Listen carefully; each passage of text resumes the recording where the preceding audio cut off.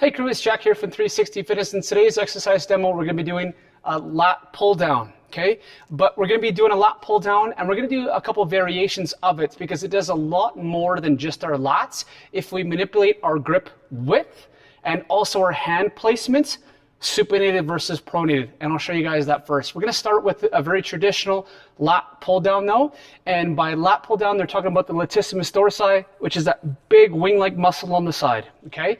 It's the largest muscle on our back, helps with posture, helps with core stability, helps with everything on that posterior chain.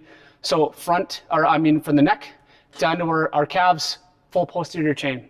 So I'm going to start at about a 45-degree angle, not too wide, not too narrow, okay? I'm going to come underneath, my knees are underneath the pad. I'm not wobbling around, I'm not wiggling around, it's not too tight where I'm going to cut off circulation in my lower body. I'm going to bring that bar to my collarbone. Just underneath my chin, pull it to the collarbone. I think I hit the mic there, but we're all good.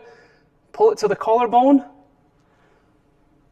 And what I'm trying to do is I'm trying to imagine bringing my elbows behind my back and touching together, okay? What I want to avoid in the lat pull down is the dreaded swing, okay, where we're just using momentum of the cable, and I'm also trying to avoid going too far out in front, okay?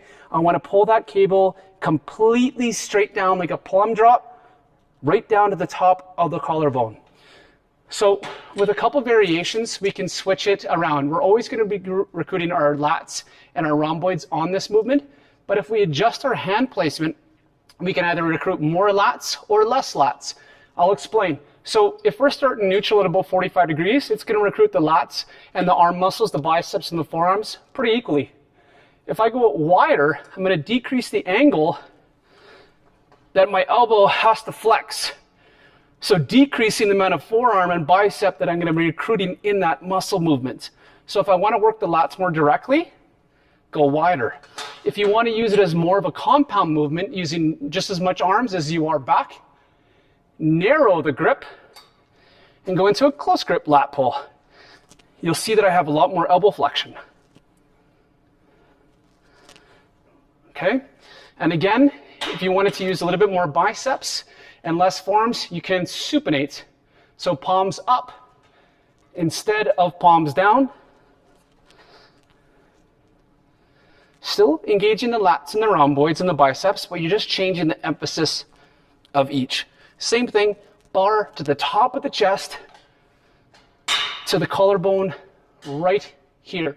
That's what we're kind of shooting for. Just really, really be careful, guys, about the swing, and then make sure you can get the full depth all the way down to your chest. If you can't, lower the weight and go for technique over everything else. Thanks, guys.